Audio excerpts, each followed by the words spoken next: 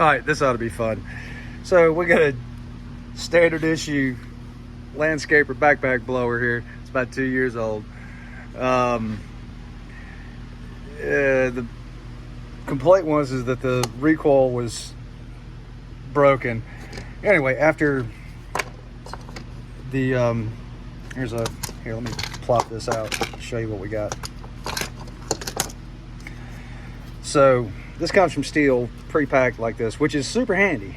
But after enough wear and tear, the housing right here, when I put this spring back in, it won't stay in place. And I've already done this, I've put it back in, installed the rotor, and that whole spring housing will rotate this cup that it rests in, and those are supposed to be positive stops. Because it's rotated, it's actually forced, so we need a new housing. Anyway, he said, well, go ahead and take a look at it, and P.S. it's low on power. So here's something curious. I don't know why all that's wet right there, but it shouldn't be. But as I looked underneath, I was like, oh wait. Here, let me lay that down. What's that? Oh my.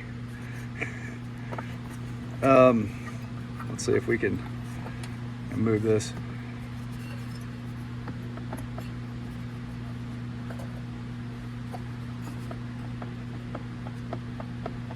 Crankshaft's bobbling around in there, and there's one of the clamshell bolts. The other one left the building. Too hard to see back in there. So I'm gonna tear this apart to see what's up. All right, so that's what you got to take off to get to your engine. So if anybody hasn't seen a BR600 motor, here's what you got.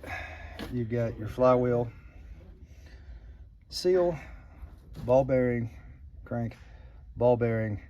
Then you've got a gear that's pressed on at the factory.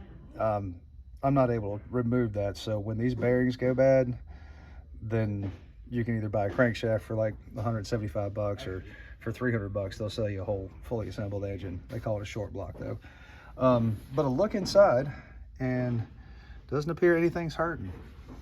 So there's your push rods, guides, and if you've got a Formex, those are just lock nuts, so you'll have to adjust your valves on a regular basis, once or twice a year, depending upon how often. But I don't see anything wrong. Bore's good, clean. I had one bolt that was holding the pan on. It had backed out, so the whole pan was flopping around. These will back out on their own. I've got some spare bolts. This one I'll actually have to extract. It's below. And here's the pan that holds everything together with some salve. So, surprise.